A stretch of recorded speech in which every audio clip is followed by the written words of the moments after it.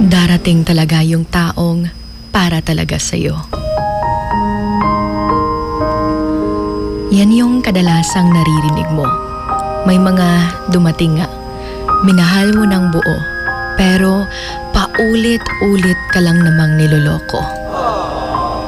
Yung nakakalito rin minsan dahil hindi mo alam kung sino nga ba yung may pagkukulang. Hindi mo alam kung hanggang kailan ka dadamayan. Nga gatinarong manunta ka, pero igo ra ka gibinuangan.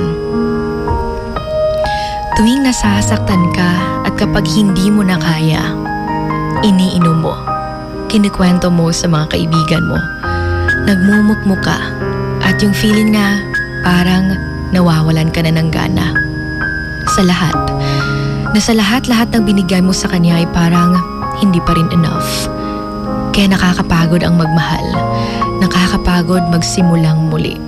Balik muli sa talking stage, getting to know each other, yung tipong nakakahilo marinig yung paulit-ulit na mga tanong na noon pa man alam ng puso mo na nasagot mo na ito, pero hindi pala sa taong para sa'yo.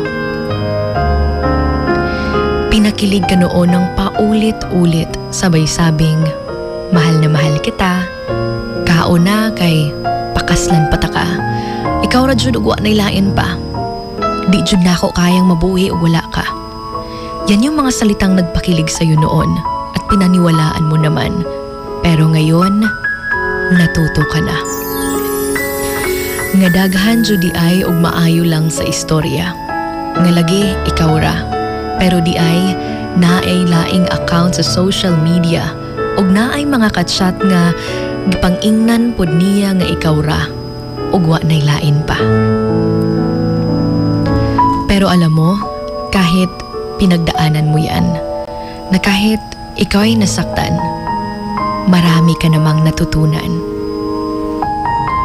Kagaya na lang ng hindi pala dapat binibigay ang lahat-lahat sa taong ginagamit ka lang. Nga nadyo di ay mga tao nga bahala og pirmi nimong kuyog, mangita Japon og bag-ong makauban. Nga nadyo di ay mga tao na talagang kahit may access kayo sa social media accounts nyo, ay makukuha pa ring magtago. Nakakapagod man ang magmahal, pero hindi nakakapagod ang pagmamahal. Na kahit ilang ulit ka ng tinalikuran, gibiyaan, pero masarap pa rin maramdaman ang pagmamahal mula sa isang taong kahit hindi man siya ang first mo, pero parati niyang pinaparamdam sa'yo na hindi basehan kung sino yung nauna, pero sa kung sino yung nagstay at never naghanap ng iba. Alam mo, sa tamang panahon, may magpaparamdam sa'yo na para ka talaga sa kanya at kung bakit hindi mo nakatuluyan yung una.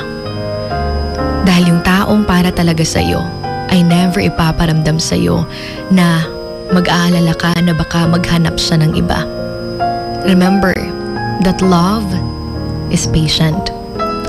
Someone will love you more than what you have expected. This is Emotions Going Wild. And you're with your Hugot Babe.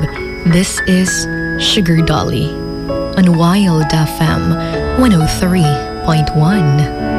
Emotions Going Wild. Wild FM. Emotions Going Wild. Wild FM.